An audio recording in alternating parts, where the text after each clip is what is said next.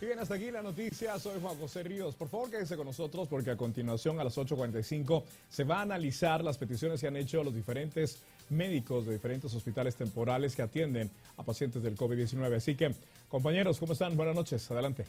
Gracias, buenas noches Juan José. Arrancamos ya a las 8:45 en esta segunda etapa de entrevistas y análisis en esta noche de martes 12 de mayo del 2020. Y como todos los martes, nos acompaña también María Inés Rivera. ¿Cómo estás, María Inés? Bien, Mario, un gusto estar aquí de nuevo contigo, sana y salva, a las 8:45, pues ya a casi 2 meses del primer caso, ya mañana es 13 de mayo, ya. Se cumplen 2 meses, ¿no? 2 meses desde el primer caso y el tiempo, siento yo que pasa rápido, pero pasa lento al mismo tiempo y no logramos pues ejecutar muchas cosas, el tema de ejecución presupuestaria para el COVID-19 va lento, entonces pues hay muchas cosas todavía que resolver, ¿no? Y sobre todo pareciera que el tiempo, como bien dices, ha pasado muy rápido, pero al mismo tiempo o paralelo, todo como que en cámara lenta, en pausa, y aquí juega mucho el tema de, digamos, la situación anímica también.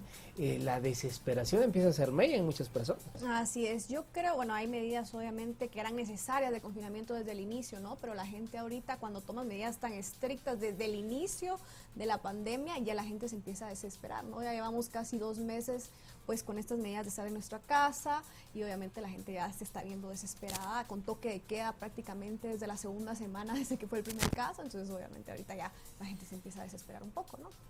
Por supuesto, y vamos a hablar precisamente de esto que provoca el confinamiento y todas las afectaciones a la economía y sobre todo pues los programas que el gobierno de la República se planteó precisamente para que la población más afectada por esto pues tuviese algún paliativo por parte del Estado para poder sobrellevar esta situación. ¿Cómo van los desembolsos de estos programas planteados por el gobierno de la República? Esto que fue aprobado por el Congreso ya hace varias semanas atrás. Para esto nos enlazamos con el titular de la cartera de Finanzas Públicas, Álvaro González Richie, para hablar precisamente cuál es el estatus a casi ya 2 meses de que toda esta situación comenzó en el país, cuál es el estatus de estos desembolsos y qué es lo que faltaría por ejecutarse. Muy buenas noches, ministro, bienvenido.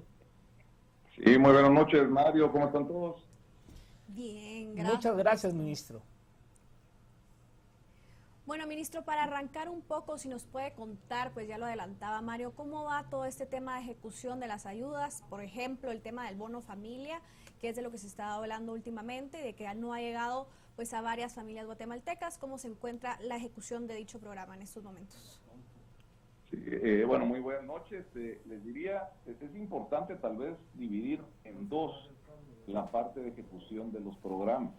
La primera de las partes es básicamente la obtención de los recursos, lo que lógicamente implicó elaborar la iniciativa de ley, implicó también ir al Congreso, hacer la función pues lógicamente de cabildeo. Ahí pues tuvieron siempre algunos cambios, de que se conocieran también de urgencia nacional, que ese fue otro gran apoyo que tuvimos por parte del Congreso, y después de haber tenido esos decretos aprobados, pues también se tuvieron que haber publicado, se tuvieron que sancionar, tuvimos que hacer reglamentos, o sea, ha sido un proceso, diría, bastante, diría intenso, bastante complejo, porque son varios préstamos para varios productos, y al final ya todos esos que decir, todo ese trabajo ya se hizo. Nosotros como Ministerio de Finanzas ya contamos con la totalidad de la disponibilidad de los recursos, tanto del decreto cabalmente que es el 13-2020, que es el de 11,000 millones de quetzales, que es cabalmente donde están los 2,730 millones del bono familia. La primera parte, tal vez solo para terminar, es cabalmente lo que hizo el Ministerio de Finanzas de gestionar esos recursos. La segunda parte es cabalmente lo que hablamos ahora, que es la parte de ejecución. Esa parte de ejecución la hace cada uno de los ministerios responsables de cada uno de los productos. Por ejemplo, el bono familia, el ministerio que va a ejecutar es el Ministerio de Desarrollo Social. El bono de protección al empleo, eso lo va a ejecutar el Ministerio de Economía conjuntamente con el Ministerio de Trabajo, que le va a facilitar los nombres de las personas que entran en cesantía. Y los programas de fondo cabalmente de protección al capital de trabajo, que son 2,730 millones, esos los va a ejecutar el Crédito Hipotecario Nacional. Nuevamente los recursos están, ahorita ya los diferentes ministerios pidieron las cuotas correspondientes, ya cuentan con los recursos, y yo ya sé que el Bono Familia hizo algunos pagos ya cabalmente en estos días. La idea ahorita esta semana es expresar el sistema, porque solo para que tengan ustedes una idea, cuando el presidente salió el domingo en la noche anunciando la página web, en ese mismo momento nosotros tuvimos 3.7 millones de visitas a la página. Entonces es una plataforma muy robusta y le estamos probando esta semana para cabalmente empezar a distribuir los 90,000 o 100,000 recibos de luz todos los días a partir del próximo 18 de mayo. En el caso del Crédito Hipotecario Nacional, el día de ayer se firmó el convenio entre el Ministerio de Finanzas y el CHN para trasladar el recurso. El día de mañana en Junta Directiva se están aprobando los reglamentos que son el marco de cómo vamos a entregar el financiamiento, y en el caso del Fondo de Protección de Empleo ya también se empezaron a hacer pagos desde el día viernes y se empezarán a masificar en los siguientes días. Ahora, ministro, si nos puede explicar, por ejemplo, este requerimiento que hacía el presidente del Crédito Hipotecario Nacional ante los jefes de bloque, que requería 124 millones, digamos, para toda la operatividad. Se hacía referencia a sistemas web, el tema de las agencias bancarias, poder tener una mejor infraestructura para ejecutar estos programas. Él hacía referencia a 124 millones de quetzales para poder ejecutar esto. ¿Nos puede explicar el porqué de este requerimiento?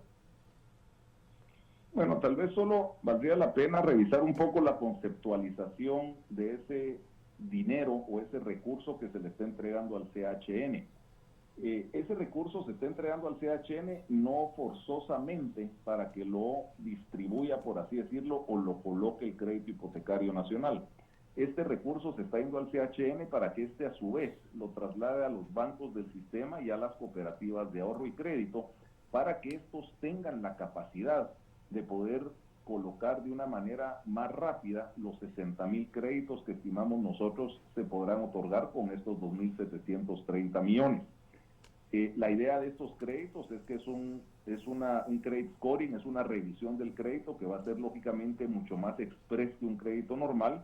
Las condiciones también ya las avalaron, por decirles, Junta Monetaria también ya vio las condiciones, la Superintendencia de Bancos. Estos recursos al final del día son fuera de balance, por lo que podemos ser nosotros bastante más relajados en las condiciones. Y nuevamente la idea de todos estos créditos es que se puedan colocar de una manera muy ágil y muy sencilla.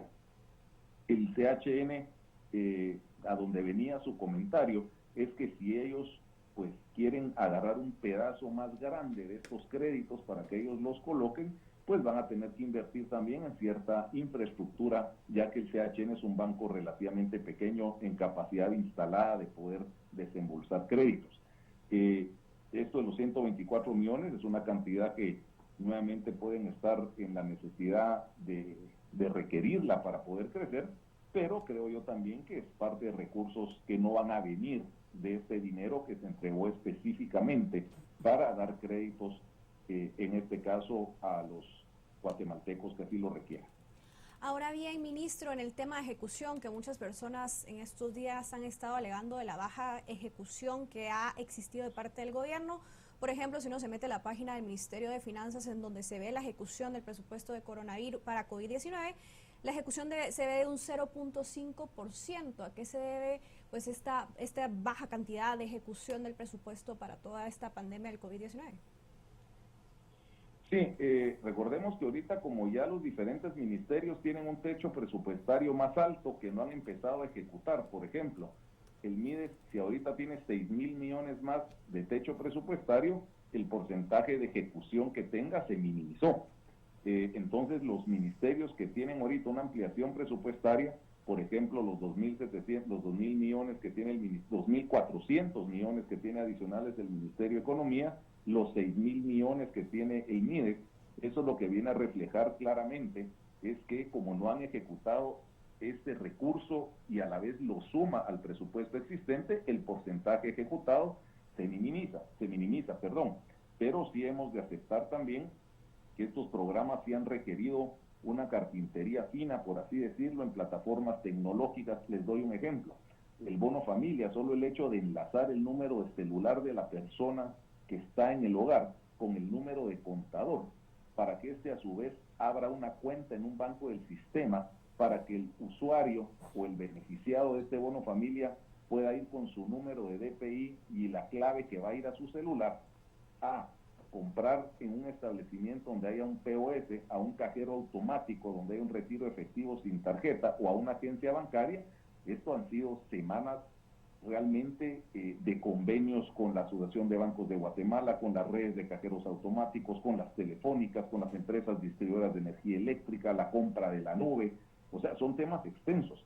Entonces hemos tardado tal vez un poco más porque sí quisiéramos haber sido más ágiles, pero sí se evaluó claramente que lo peor hubiera sido generar un caos en la entrega de los beneficios, como ya lo vimos nosotros en países vecinos, donde por ejemplo en un país cabalmente vecino nuestro, desde el 1 de abril ofrecieron entregar una cantidad de dinero y son las horas que no han podido, porque si uno está pidiendo distanciamiento social y orden, lo menos que uno puede generar es que haya caos cuando se retire este beneficio.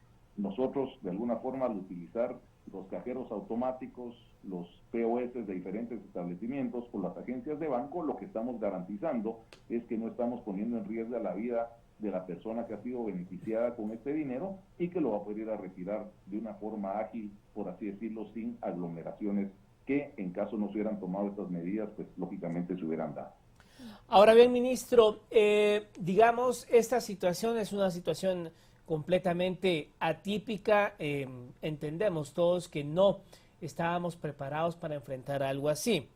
Paralelo a esto, la burocracia ya de por sí del Estado en torno a trámites, ejecución presupuestaria y todo esto, ¿qué tan complicado ha sido por la propia burocracia y el propio sistema del Estado poder pues mover estos recursos, ejecutarlos, poderlos trasladar hasta la persona que realmente los necesita?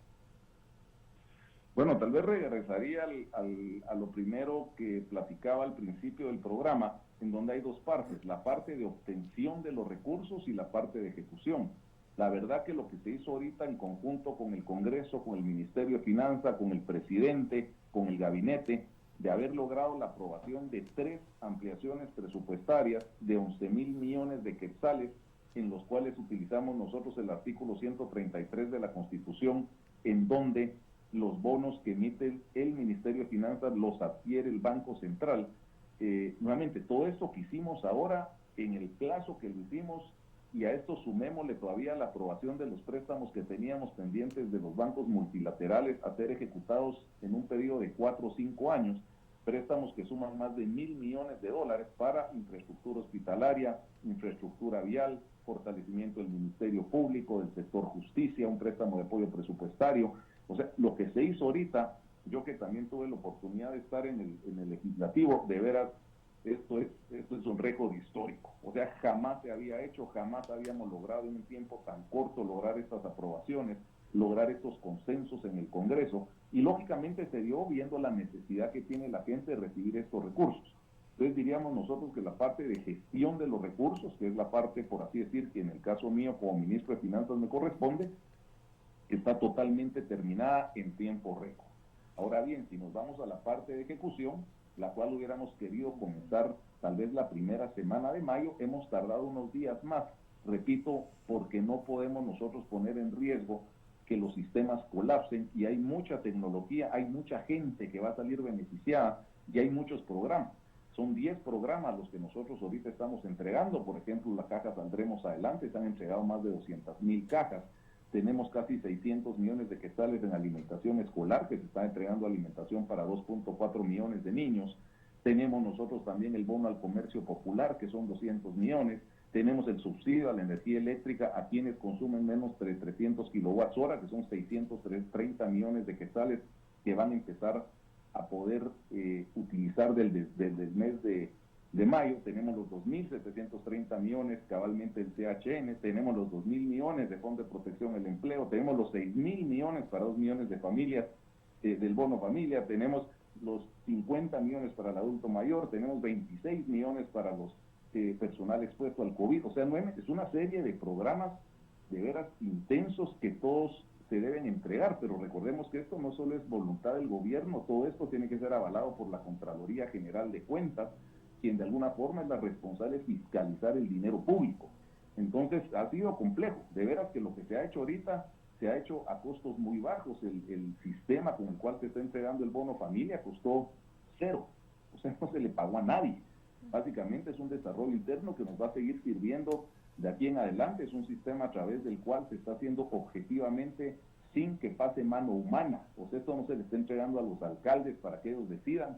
Esto se está haciendo a través de una llave de entrada, que es el contador de quienes consumieron menos de 200 kilowatts-hora en el mes de febrero. Entonces, otra vez, hay que entendemos la urgencia de la gente, entendemos la necesidad de la gente. Yo mismo he dicho en diferentes entrevistas que aquí lo importante es el cuándo y no el cuánto, y eso nuevamente va a comenzar la otra semana. Nos hemos tardado un poquito, pero les repito, se ha hecho en beneficio de que todo sea transparente, que todo sea en orden, y nuevamente evitar que esto colapse si no lo hacemos nuevamente cumpliendo los requisitos necesarios. Ahora bien, señor ministro, en tema pues de estado de calamidad, obviamente también es para simplificar ciertos procesos, pero ¿qué retos han identificado ustedes para realizar, por ejemplo, el tema de compras o contrataciones de ciertos servicios o insumos que se han requerido durante esta crisis de COVID-19? Bueno, recordemos que el ente rector de la ley de contrataciones del Estado, contrato abierto, es el Ministerio de Finanzas. Lo que hicimos ahora, vimos nosotros que habían algunos problemas en las compras de suministros, principalmente de protección personal en el Ministerio de Salud, y se conformó una mesa de cooperación interinstitucional en donde está el INE, por ejemplo, para precios de referencia, está el Ministerio de la Defensa, está el Ministerio de Finanzas, el Ministerio de Salud. Es una mesa amplia con el objeto de generar los procesos necesarios para comprar rápidamente. No sé si tuvieron oportunidad de ver en los medios, hoy se hizo la primera entrega de muestras para una compra de volumen, la cual va a ser adjudicada el día jueves. Esto ya se está haciendo en el sentido de que a mayor cantidad, pues lógicamente el precio es mejor, las bases pues lógicamente también representan las calidades que necesitamos en mascarillas tipo KN95, lo que necesitamos en batas, en protectores, en botas, en una serie de suministros, que son 15 suministros, ahorita subimos 9 concursos, pero recordemos que, como usted bien dice, al estar en estado de calamidad, no tenemos que entrar a un concurso que nos lleve 8 o 9 meses. Aquí nosotros con esto vamos a estar comenzando a tener estos productos probablemente en 2 semanas, con lo cual vamos a empezar a abastecer, lógicamente, todo el sistema de hospitalario en el sector salud y apoyando al Ministerio de Salud, porque lo más importante de esto es que aunque Finanzas, Defensa, por ejemplo, el INE, estén poniendo su grano de arena, quien es responsable de las compras es el Ministerio de Salud, y yo debo aclarar, como lo he dicho, que el Ministerio de Salud tiene absolutamente todos los recursos para poder afrontar cualquier compra que tenga planeada en los siguientes meses. Ahora bien, ministro, ¿qué le diría a usted, digamos, dentro de la oposición política en el Congreso de la República? Han surgido varias críticas en cuanto a precisamente, ha pasado ya el tiempo, mañana entramos al segundo mes desde que surgió el primer caso. Digamos, el gobierno de la República, lo decía el día domingo el presidente, estamos en las semanas más críticas, hemos pasado a decenas de casos diarios a confirmarse 80, 70, o sea, pareciera que estamos entrando ya a la situación del pico de la curva. ¿Qué le respondería usted a esas voces que dicen que el gobierno se está tardando demasiado, que hay mucha gente con banderas blancas en la calle, que hay gente desesperada, empresas que dicen que los requisitos en el CHN son muy engorrosos? ¿Cuál sería la respuesta a todo esto? Tal vez yo diría que lo más importante es que solo escuchen la comunicación oficial, porque, por ejemplo, las personas que dicen que los requisitos en el CHN son muy complicados, pues definitivamente hay una mala comunicación porque los requisitos ni siquiera han salido. Entonces, escuchamos nosotros críticas, por ejemplo, de muchas cosas, de los programas, que es información que tal vez no se conoce a cabalidad. Como tú bien decías, en el tema del Congreso, la gente que conoce lo que implica haber aprobado estos préstamos, hacer los reglamentos, o sea, hacer lo que hemos hecho, ellos saben que lo que se ha hecho, repito, ha sido en tiempo récord. O sea, lo que se ha logrado ahorita en estos 2 meses de tener, hablemos, más de 13,000 millones de quetzales disponibles sin ni siquiera haber, por así decirlo, sentido macroeconómicamente que esto pudiera generar inflación, pudiera generar una evaluación. O sea, la forma en la que se han manejado las cosas, honestamente, ha sido de una muy buena manera. Y les voy a comentar, solo como muestra, nosotros hicimos una colocación de un eurobono en el exterior de $1.200 millones, y Guatemala la ven también, que la tasa de interés a la cual colocamos nosotros el eurobono es menor a la que lo colocamos el año pasado. Entonces tuvimos nosotros, para una oferta de $1.200 millones, tuvimos 180 inversionistas que querían $8.1 billones. Entonces Guatemala, cierto, no podemos minimizar lo que está pasando, pero Guatemala tiene una economía robusta, nos ven bien desde afuera, entendemos, como tú bien dices, la urgencia de la gente, de verdad que estamos trabajando 24/7 para que estos recursos lleguen lo antes posible, pero recordemos que esto tiene que llegar con el visto bueno de la Contraloría, con los dictámenes de la PGN debidamente aprobados, y nuevamente de tal manera que todo esto sea transparente y que no genere aglomeraciones, que no colapse el sistema por no tener una buena planificación. Repito, para el ejemplo que hablamos, que después de la conferencia del presidente Yamatei el domingo anterior, solo cuando dio el nombre de la página web del programa hubieron 3.7 millones de visitas. Si esto no hubiera sido bien planeado, esta página colapsa. Entonces ahorita estamos ya en entrega de todos los programas, pero hay programas que nuevamente, con el objeto de expresarlos para evitar que colapsen, que sería peor, nos atrasamos nosotros estos días, le pedimos paciencia, estamos trabajando lo mejor que podemos, está trabajando con la mejor voluntad del mundo, y de verdad es difícil, pero ya estamos tan cerca como a unos días de que todo esto empiece a fluir. Ahora bien, señor ministro, ¿cómo garantizar también los temas, por ejemplo, de transparencia, de rendición de cuentas de parte del Estado? Sabemos que la Contraloría tiene pues un papel muy importante, como usted bien decía, pero también qué trabajo están haciendo ustedes desde el Ministerio de Finanzas para garantizar pues que estos recursos estén llegando a donde deben llegar. Bueno, recordemos que, como hablamos, quien ejecuta cada uno de los recursos es los diferentes ministerios. Nosotros, como ente rector de la Ley de Contrataciones del Estado, por ejemplo, somos los garantes de que se están siguiendo los procesos necesarios. Si ustedes entran, por ejemplo, a la página del Ministerio de Finanzas y ven ustedes en la pestaña que dice Estado de Calamidad, van a encontrar la información de todas las donaciones. Si ustedes se ponen en el programa 94 en Guatecompras, que es donde nosotros estamos poniendo todos los datos derivados del estado de calamidad, van a ver todo lo que se ha ejecutado. Entonces, toda la información está ahí, está al ojo de cualquier persona, inclusive esta mesa de contrataciones ampliada que se está haciendo, está en el tercer nivel del Ministerio de Finanzas. Quien quiera llegar a ver qué estamos haciendo, a ver los procesos, a ver inclusive hoy que se abrieron, que recibimos las muestras físicas, hubo gente, hubo periodistas, entonces estamos haciendo todo totalmente transparente, totalmente abierto, y repito, todos los procesos que se están haciendo validados con la Contraloría General de Cuentas, todos los convenios validados por la PGN, entonces estamos siguiendo todos los procesos para que todo se haga de la mejor manera posible dentro de las capacidades que cada uno de los ministerios tiene. Ministro, estos programas que se han planteado para hacerle frente a esta crisis, ¿qué temporalidad van a tener? Tenemos entendido que se habla de 3 meses. Todo está calculado para 3 meses.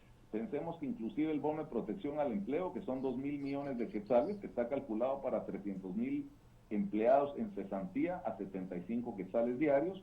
El programa El Bono Familia son 1.000 quetzales mensuales a 2 millones de familias.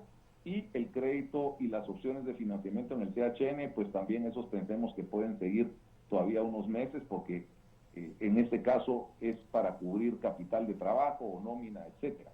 Inclusive, si se dan cuenta, la conferencia, la rueda de prensa del presidente de hace 2 domingos, se dieron cuenta que llegaron las empresas que suministran agua, luz, teléfono e internet, y ahí públicamente dijeron que iban a garantizar que no se iban a cortar esos servicios esenciales por mayo, junio y julio, que son 3 meses.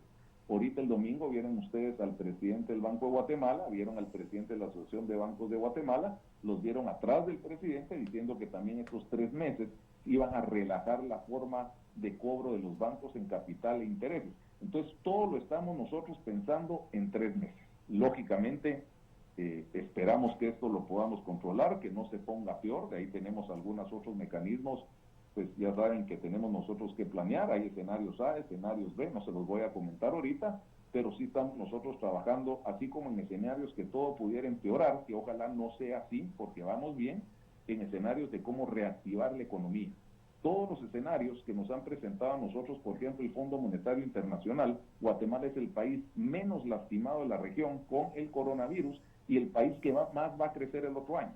Entonces, esta nueva normalidad va a regresar, estoy seguro, en 3 meses o 4 meses, la nueva normalidad de cómo tenemos que vivir, cómo tenemos que reinventar algunos de nuestros negocios, pero vamos a salir adelante. Y estos 3 meses es mantener la economía, dinamizar la economía con estos aportes que está dando el Estado y empezar a pensar desde ya que lo estamos haciendo de cómo reactivar la economía nuevamente. Ahora, señor ministro, ¿se está también tomando algún tipo de medidas de austeridad, por ejemplo, recortando rubros en ciertos presupuestos de diferentes ministerios para contar con más presupuesto para atender también esta crisis? Sí, se circuló hace alrededor de una semana, si no estoy mal, o semana y media, una orden presidencial en donde se circuló una circular, valga la pena la redundancia, de contención del gasto. Ahí lo que se ordena en esa circular es cabalmente la congelación de contratación de todas las plazas, la eliminación de gastos superfluos, protocolarios, gasolina, vehículos, utilizar saldos de caja, etcétera. Y nosotros con estas normas de contención del gasto esperamos representen de aquí a final de año sobre los 600 millones de quetzales. Seguramente vamos a tener que ser más estrictos con todo esto, ya que debemos comentar que la recaudación, que la meta eran 64 mil millones de quetzales, pues es 6 mil millones de quetzales menos. Eso ya lo estamos viendo nosotros en el IVA importaciones, en impuestos sobre la renta, y esos 6 mil millones de quetzales los tenemos que reponer de algún lado. Ojalá sea con la economía que va a crecer después de estos 3 meses, pero si no, tenemos nosotros que recortar más aún el presupuesto para que tengamos suficientes recursos para cubrir los gastos esenciales del gobierno. Para finalizar, ministro, y va muy, digamos, va muy ligado el tema a abrir nuevamente la economía. Supongamos, ya tienen ustedes algún cronograma, algún plazo que si nos pudiese adelantar, cuándo pudiese empezarse a abrir algunos sectores que ahorita están completamente cerrados. Bueno, yo creo que ya lo anunció el presidente. Al final del día lo que tenemos que ver es cómo se va desarrollando el número de contagios, de mortalidad, etcétera, pero se está trabajando ya con el sector privado todos los protocolos para empezar a abrir cada uno de los sectores. Por ejemplo, el sector construcción, el sector manufactura, el sector textiles, ya vieron también de que se abrieron las plazas de conveniencia, que son las plazas en donde uno en su carro pues entra directamente al establecimiento. El transporte es un tema bastante más complicado, ya que hemos visto que nosotros en otros países como en Estados Unidos, en Nueva York o en España, el mayor foco de contagio ha sido el transporte público. Entonces hemos abierto poco a poco, pero se está abriendo por fases, se está abriendo con protocolos muy estrictos, los cuales se están desarrollando con las personas que de alguna forma son las más interesadas, en este caso con el sector privado, pero son protocolos que se están trabajando también con epidemiólogos de primera línea, con el objeto de que empecemos a abrir, pero siempre manteniendo un control, un monitoreo, y ahí sí que acelerando y desacelerando, dependiendo cómo va el ritmo de contagios y la capacidad que tengamos nosotros instalada de poder atender a los pacientes que salgan positivos de coronavirus. Bueno, pues muchas gracias, ministro Álvaro González Richie, por haber dado su tiempo acá a Canal Antiguo explicándonos un poco acerca de cómo va la ejecución. Excelente, Mario. Buenas noches, Marinés. Ya saben que estamos a la orden, y a los televidentes siempre un gran saludo. Muchas gracias. Bueno, muchas gracias. Sin lugar a dudas, es un escenario complicado, sobre todo porque la misma, digamos, el mismo sistema, la burocracia, la institucionalidad no permite que las cosas sean tan express como quisiéramos, pero obviamente hay quienes no pueden esperar mucho, hay personas que la están pasando muy mal, y así que será un reto que esto, habían dicho la primera semana de mayo, el ministro dice que espera que sea la próxima semana, ojalá así sea, ¿no? Así es, como tú dices, la baja ejecución pues es clara, ¿no? Obviamente, y hay gente que hay afuera pues con banderas blancas que necesitan ya pues de estas ayudas, y esperemos que puedan llegar pronto, y que también pues el gobierno esté trabajando por agilizar todos estos procedimientos. Por supuesto. Bueno, vamos a hacer una pausa, 10 de la noche con 4 minutos, y vamos a volver para hablar acerca de estas peticiones que han hecho hoy los médicos del Hospital Temporal del Parque de la Industria. Ya venimos.